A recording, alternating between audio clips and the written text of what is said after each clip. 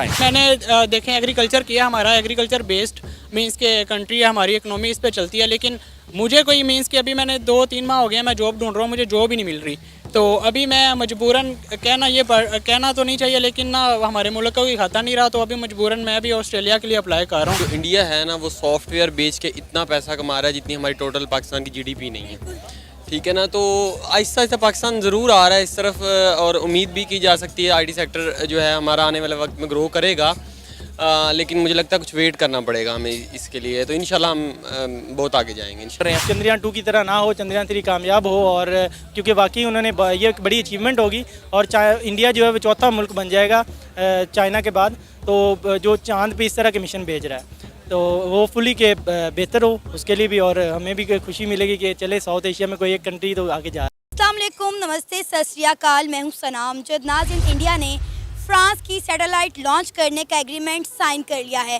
तारीख में ऐसा पहली बार देखने को मिलेगा कि भारत की एक प्राइवेट कंपनी किसी दूसरे मुल्क की सैटेलाइट लॉन्च करेगी। इसी पर आज हम बात करेंगे पाकिस्तान की आवाम से, तो आइए चलिए हमारे साथ। आपका नाम? फ़हद तनवीर। क्या सर?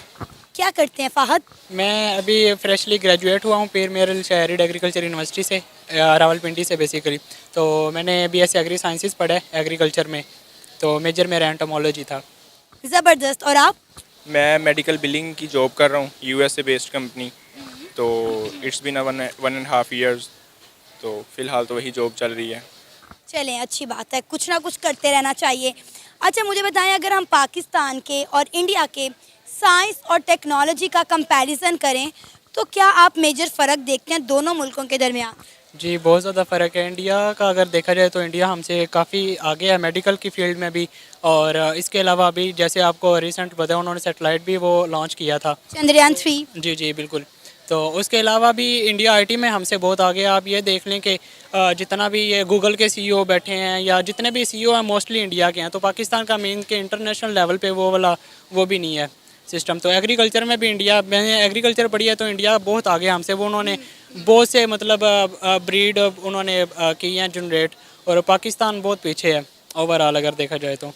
क्या वजह है? मतलब पाकिस्तान तो इस चीज़ को मानने को तैयार ही नहीं है कि हम इंडिया से पीछे हैं, और आप ऑन कैमरा ये बात मान रहे हैं। तो रीज़न क्या नज़र आती है कि हम इंडिया को किसी भी एक सेक्टर में, क्योंकि मैंने साइंस की बात की तो आपने बहुत सारे और भी डिपार्टमेंट के सेक्टर्स के हवाले दे दिए कि साइंस को छोड़े हम तो हर फील्ड में इंडिया से पीछे हैं। तो रीज़न क्या है कि इंडिया हर फील्ड में ग्रो कर रहा है और हम हर फील्ड में नीचे जा रहे हैं? बेसिकली मुझे तो यही लगता है कि जो सबसे बड़ा इशू है ना हमारे एजुकेशन का, वो मींस के पॉलिटिक्स इसमें बहुत इन्वॉल्व है। तो आप हमारा कोर्स भी देख लें, इन्होंने सारी ज़िंदगी हमें यही पंजाब बुक ये जो टेक्स्ट बुक पढ़ाई हैं, ठीक है। अगर वो कोई अच्छे स्कूल भी हैं तो वो ऑक्सफोर्ड का पढ़ा रहे हैं, तो ऑक्सफोर्ड का जो उसमें भी लेवल होते हैं। तो इंडिया में जो मींस के बहुत ही अपर लेवल की वो ऑक्सफोर्ड पढ़ाई जाती है, यहाँ पे लेवल 1 वो वाला सीन नहीं है। तो एजुकेशन हमारा बहुत पीछे है इस हवाले से। तो मुझे लगता है कि हमें थोड़ा इसमें ग्रो, एओ लेवल वाले थोड़े बच्चे ठीक हैं, लेकिन हमें ऑक्सफोर्ड का या पंजाब टेक्स्ट बुक से हट के ना थोड़ा सा इसमें इम्प्रूवमेंट करनी चाहिए। और मेरा ख्याल है कि प्रैक्टिकल एजुकेशन ज़्यादा होनी चाहिए। प्रैक्टिकल बिल्कुल। और उसके अलावा भी हमारी जो साइंस में फील्ड्स वगैरह हैं, इसमें हमारी वो जॉब्स अपॉर्चुनिटीज़ भी नहीं है, जिसकी वजह से अभी मैंने देखें एग्रीकल्चर किया, हमारा एग्रीकल्चर बेस्ड मींस के कंट्री है, हमारी इकनॉमी इस पे चलती है। लेकिन मुझे कोई मींस कि अभी मैंने 2-3 माह हो गया मैं जॉब ढूंढ रहा हूँ, मुझे जॉब ही नहीं मिल रही। तो अभी मैं मजबूरन कहना तो नहीं चाहिए, लेकिन ना हमारे मुल्क का कोई खाता नहीं रहा, तो अभी मजबूरन मैं भी ऑस्ट्रेलिया के लिए अप्लाई कर रहा हूँ। तो बस यही वजह है जब हम पाकिस्तानियों को ये कहते हैं कि पाकिस्तान में फैसिलिटेट नहीं किया जा रहा नौजवानों को, इसलिए वो मुल्क छोड़कर जा रहे हैं, तो हमारे बड़े, हमारे सीनियर सिटीज़न इस बात को मानने को तैयार नहीं है। अच्छा, एक खबर, बहुत बड़ी खबर सामने आई। चंद्रयान 3 तो पहले इंडिया ने कुछ दिन पहले लॉन्च कर दिया है। चंद्रयान 3 अभी तक अपने मिशन पर, अपने रास्ते पर रवा दवा है। अब आपको पता है कि इंडिया की एक प्राइवेट कंपनी फ्रांस की सैटेलाइट लॉन्च करने जा रही है, और तारीख में पहली दफ़ा होगा कि भारत की एक प्राइवेट कंपनी किसी दूसरे मुल्क की सैटेलाइट लॉन्च करेगी। क्या कहेंगे, कितनी बड़ी अचीवमेंट है ये भारत की? ये बहुत बड़ी अचीवमेंट है। हमें असल में भारत पाकिस्तान का ये है कि हम ना वैसे ही बस ये दुश्मनी में पड़े हुए हैं, लेकिन जो चीज़ माननी चाहिए तो वो मींस के हमसे आगे हैं बहुत, इस चीज़ को तो हमें एक्सेप्ट करना चाहिए। तो ये बहुत बड़ी उनकी अचीवमेंट है। तो हमें भी चाहिए कि हम अपने आईटी में इसमें सारा देखें। हालांकि देखा जाए तो हमारी आर्मी जो बजट का ना मोस्टली मेरे ख्याल में 70% ये ले लेती हैं। तो लेकिन हमारी कौन सी जंग लड़ रही है, जंग के भी हालात हमने मुल्क में देखे हैं। हमारी पॉलिटिशियन मीन्स के ये अपने मफाद के लिए जो भी मीन्स के कर रहे हैं। तो इंडिया हमसे बहुत आगे है, इसमें ये मानना पड़ेगा हमें। अब आप देखें कि कितनी इंटरेस्टिंग बात है कि इंडिया की एक प्राइवेट कंपनी किसी दूसरे मुल्क की सैटेलाइट लॉन्च करने जा रही है, और हमारा जो है स्पार्को उसने आज तक अपनी कोई सैटेलाइट लॉन्च नहीं की। बिल्कुल, क्योंकि वो जो फील्ड वर्क है ना उसमें ज़्यादा बिलीव रखते हैं। हमारा ये सीन है कि अब जो जैसे ये ग्रेजुएट हुआ है या मैं ग्रेजुएट हुआ था, ठीक है, जो हमें वो फाइनल प्रोजेक्ट्स देते हैं ना जब हम ग्रेजुएट होते हैं, तो वो जो सिलेबस पढ़ के हम वो फाइनल प्रोजेक्ट्स कर रहे होते हैं, ठीक है, हम भी वो जैसे कि गूगल से उठा के चीज़ें वही सेम चीज़ें जो 10 साल से पिछले लड़के लड़कियां कर रहे हैं वही चीज़ हमने की, ठीक है, लेकिन वो फील्ड वर्क में जाते हैं। हम वो प्रोजेक्ट्स अब मैं वो एआई, जैसे आपको पता है एआई चैट आजकल चल रही हुई है, वो प्रोजेक्ट मैं अगर उसे बोलूँ ना कि वो मुझे बना दे, जो मुझे यूनिवर्सिटी देती है 1 महीना बनाने के लिए, वो 10 मिनट में बना के दे सकते हैं, बल्कि उससे भी ज़्यादा अच्छा, ठीक है। अगर हम फील्ड वर्क में जाएंगे, अगर हमें अपॉर्चुनिटीज़ मिलेगी जो हमारी फील्ड के रिलेटेड हैं, ठीक है, यूनिवर्सिटीज़ भी यही है कि बस थोड़ा सा सिलेबस है वही पढ़ाती हैं, रटा मरवाती हैं, ठीक है, और वही चीज़ हम पेपर में लिखते हैं। तो इस जब हम आगे जॉब्स के लिए आते, जैसे इसने बोला है कि इसको जॉब नहीं मिल रही, उसकी रीज़न ही ये है, वो जब जिस चीज़ में भी जाएगा वो कहेंगे आपका, कोई कहेगा कि आपका 2 साल का एक्सपीरियंस होना चाहिए, कोई बोलेगा आपका 3 साल का एक्सपीरियंस होना चाहिए। ज़ाहिर बात है वो चीज़ें याद करके वो हम एक्सपीरियंस कहाँ से लेंगे। अगर हम फील्ड वर्क की तरफ जाएंगे, आईटी है वो, चाहे जो भी है, चाहे वो जैसे ये कह रहा है इसने एरिड से किया तो ये है एग्रेरियन, ठीक है, तो अब इसको भी वहाँ पे इतना कोई ख़ास फील्ड वर्क पे नहीं ले जाया गया। अब ये आगे जाएगा भी किसी भी बड़ी एग्रीकल्चर की कोई जैसे यूरिया है, ठीक है, ये किसी भी में भी जाता है, सर सब्ज़ कहाँ भी जहाँ भी जाएगा वो बोलेंगे कि आपका एक्सपीरियंस क्या है, लेकिन इसको यूनिवर्सिटी ने कोई एक्सपीरियंस नहीं दिया, उन्होंने जस्ट पढ़ाया है। और इसने अब ये मजबूर है, तो ज़ाहिर बात है ये आगे ऑस्ट्रेलिया मूव करना चाह रहा है या जहाँ इसके अपना बेहतर फ्यूचर है, तो ज़ाहिर बात है पाकिस्तान फिर पीछे ही रह जाएगा, जब पढ़ा लिखा तब का बाहर चला जाएगा। आपका नाम? मोहम्मद आतिफ। मोहम्मद समरोज़। क्या करते हैं? मैं डेटा एनालिस्ट हूँ। बिजनेस डेवलपर हूँ सॉफ्टवेयर हाउस में। माशाल्लाह, ज़बरदस्त, दोनों ही बड़े अच्छे और काबिल स्टूडेंट लग रहे हैं मुझे।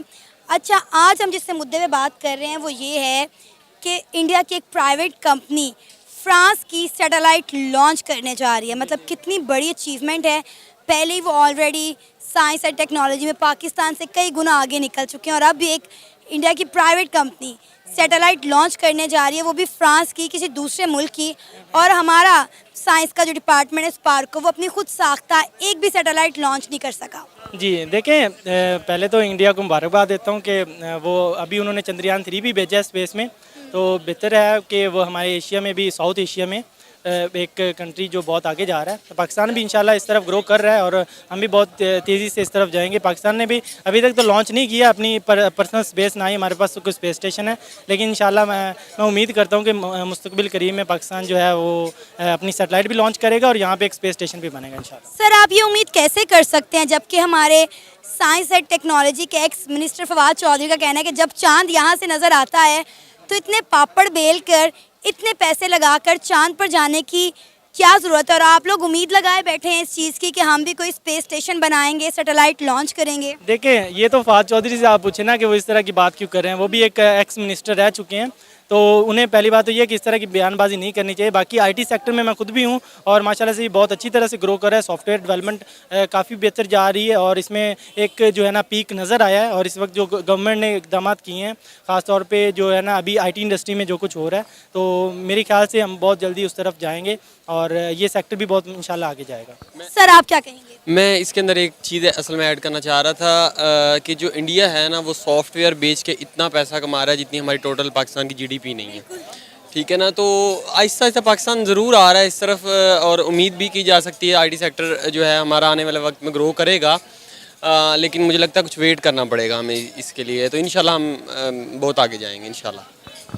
अल्लाह करे आपकी ये ज़ुबान मुबारक हो और हम भी इसमें तरक्की करें। अच्छा सर, आप मेजर फ़र्क क्या देखते हैं कि क्या वजह है कि इंडिया हर सेक्टर में बड़ी तेज़ी से ग्रो कर रहा है, जितनी तेज़ी से वो हर सेक्टर में ग्रो कर रहा है, हम उतनी तेज़ी से नीचे की तरफ आ रहे हैं। स्पेशली मैं आईटी सेक्टर में बात करूंगा, क्योंकि आईटी सेक्टर में जिस तरह इंडिया की 150 बिलियन प्लस एक्सपोर्ट है और हमारी अभी 2 बिलियन पे भी नहीं है, $2 बिलियन पे, तो उसमें ये मेजर फ़र्क ये है कि वहाँ पे जो उनके इंस्टीट्यूट हैं, जिस तरह आईआईटी इंडियन इंस्टीट्यूट्स हैं, वो कमाल के हैं। उनको उनका जो सेक्टर है, जिस तरह की उनकी स्किल दी जाती है, वहाँ पे आप देखेंगे उस इदारे से निकल के गूगल के सीईओ, यूट्यूब के सीईओ और जितनी भी टेक कंपनीज़ के, हमें इवन के माइक्रोसॉफ्ट का सीईओ भी वो एक इंडियन है और आईआईटी से पढ़ के गया है। तो पाकिस्तान में बेसिकली जिस चीज़ की कमी है वो आईआईटी जैसे इंस्टीट्यूशंस हैं। तो हमारे यहाँ जो सॉफ्टवेयर में एक जो मतलब आईटी स्किल्स को उस तरह इन्हांस नहीं किया जा रहा जिस तरह इंडिया के आगे जो है ना, इंडिया में ये चीज़ बहुत आगे जा रही है। अच्छा, ये कंप्लेन अक्सर स्टूडेंट करते हुए दिखाई दिए हैं कि पाकिस्तान में प्रैक्टिकल वर्क नहीं होता, लोगों रट्टा सिस्टम बेस्ड स्टूडेंट यहाँ पर हम प्रोडक्ट कर रहे हैं, प्रोड्यूस कर रहे हैं, जिसकी वजह से हम जब निकलते हैं अपने डिपार्टमेंट से अपनी डिग्री लेकर तो हमें आगे कहीं नौकरी नहीं मिल पाती। हाँ, बिल्कुल, ये आपकी बात ठीक है, क्योंकि मैं भी ख़ुद बीएस मैथमेटिक्स का स्टूडेंट रहा हूँ, और जब हम भी यूनिवर्सिटी के स्टूडेंट हुआ करते थे तो बस इसी तरह होता था कि बस सीजीपीए लेना है और किसी तरह जो है ना डिग्री 3.5 से ऊपर लेनी है। तो इस चीज़ पे हमारा ज़्यादा फोकस होता था, प्रैक्टिकल वर्क पे ऐसा फोकस नहीं रहा। तो लेकिन अगर हम इस चीज़ पे फोकस नहीं करेंगे तो जिस तरह वक्त गुजर रहा है और टेक्नोलॉजी तरक्की कर रही है, पाकिस्तान ऑब्वियसली पहले भी थोड़ा सा इस सेक्टर में पीछे है, तो आने वाले वक्त में और जो है ना हम लैग कर जाएंगे इस चीज़ में। तो मेरा ख्याल है कि जो हमारे पास यूनिवर्सिटीज़ हैं, इनको चाहिए कि जो प्रैक्टिकल वर्क है उस पर ज़्यादा फोकस करें। और रिसर्च तो वैसे पाकिस्तान में पहले भी बहुत हो रही है, लेकिन वो पेपर की हद तक है। जो हमारे प्रोफेसर्स हैं बस वो पेपर ज़्यादा से ज़्यादा जितने हो सकें वो पब्लिश कर रहे हैं, लेकिन ऐसा कोई मटीरियल नहीं होता उसमें कि कोई कहे कि उसके अंदर से कुछ हम फ़ायदा भी उठा सकते हैं। तो बस मैं यही कहना चाहूँगा कि हमें आहिस्ता आहिस्ता क्वालिटी पे फोकस करना चाहिए, ना कि क्वांटिटी पे फोकस करना चाहिए। अब ज़रा चंद्रयान 3 की भी थोड़ी बात कर लेते हैं। इंडिया ने तीसरा मून मिशन किया है, बड़ी स्ट्रगल है, 4 साल की उनकी स्ट्रगल है, 615 करोड़ इन्वेस्ट किए गए हैं, साइंटिस्ट ने वहाँ के दिन रात एफर्ट किए है।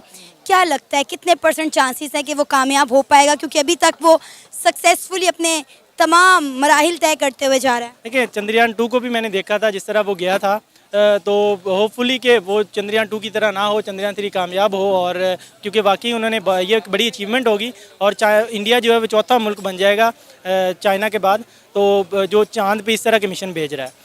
तो होपफुली के बेहतर हो उसके लिए भी, और हमें भी खुशी मिलेगी कि चले साउथ एशिया में कोई एक कंट्री तो आगे जा